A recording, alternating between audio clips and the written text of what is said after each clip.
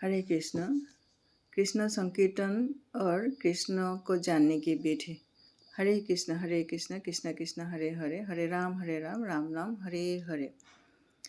साधारणतया जब कोई व्यक्ति अपना देह त्याग कर देता है तो उसे दूसरी देह धारण करनी पड़ती है। देहधारी जीव अपने कर्मों के अनुसार निरंतर जन्म मृत्यु के द्वारा एक देह को त्याग करके और दूसरे देह धारण करके आत्मा का देहांतर अपना वेश परिवर्तन करते रहते हैं। इस समय यह सोच सकते हैं कि यह परिवर्तन भौतिक देह हमारा वास्तविक शरीर है, किंतु यह तो एक पोशाक के समान है। वास्तव में हमारा वास्तविक शरीर भी होता है और वह है हमारा आध्यात्मिक शरीर। जीव का यह स्थूल भौतिक शरीर उस असली सूक्ष्म आध्यात्मिक शरीर के सामने केवल ऊपरी दिखावा है। जब यह भौतिक शरीर वृद्ध और जीर्ण शीर्ण हो जाते हैं या किसी दुर्घटना के कारण अशक्त हो जाता है तो हम उस शरीर को एक मैले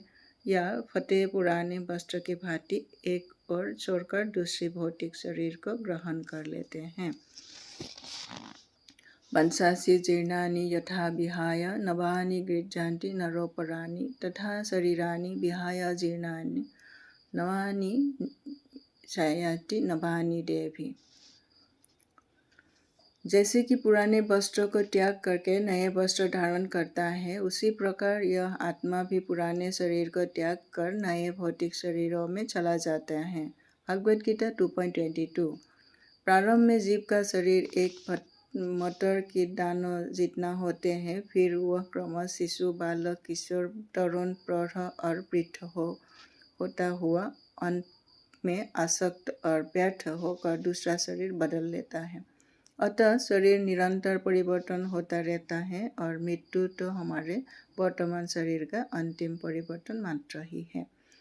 देहिनो अस्मिन् यथा देहे कौमारं यौवनं जरा तथा देहांतर प्राप्ति धीर तत्र न मुह्यति। जैसे देहधारी जीवात्मा को इस शरीर में क्रमश कुमारावस्था, युवावस्था, वृद्धावस्था की प्राप्ति होती है, वैसे मृत्यु होने पर अंत देह की प्राप्ति भी होती है। धीर व्यक्ति ऐसे परिवर्तन से मोहित नहीं होता। भगवद गीता 2.13। शरीर के बदल जाने पर भी शरीर में रहने वाला जीव वही रहता है।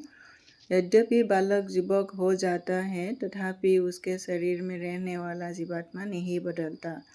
ऐसा नहीं है कि वह जीवात्मा जो उस शरीर में बालक के रूप में था वह कहीं चला गया है।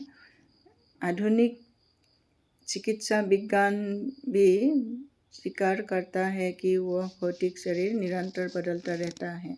जैसे मनुष्य इस परिवर्तन से निश्चित नहीं होते, वैसे ही ज्ञानी पुरुष इस शरीर के अंतिम परिवर्तन अर्थात मृत्यु के समय भी उद्विग्न नहीं होते।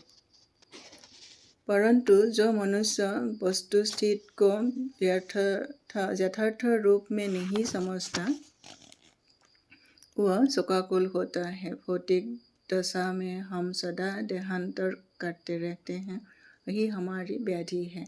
ऐसा नहीं है कि हम सदा मनुष्य शरीर ही प्राप्त करते हैं। अपने कर्म अनुसार कभी हम पशु शरीर या देव शरीर भी पा सकते हैं। पद्म पुराण के मतानुसार जीवों को 84 लाख योनियाँ हैं। मृत्यु के उपरांत हमें इनमें से कोई भी योनि प्राप्त हो सकती है, किंतु श्री कृष्ण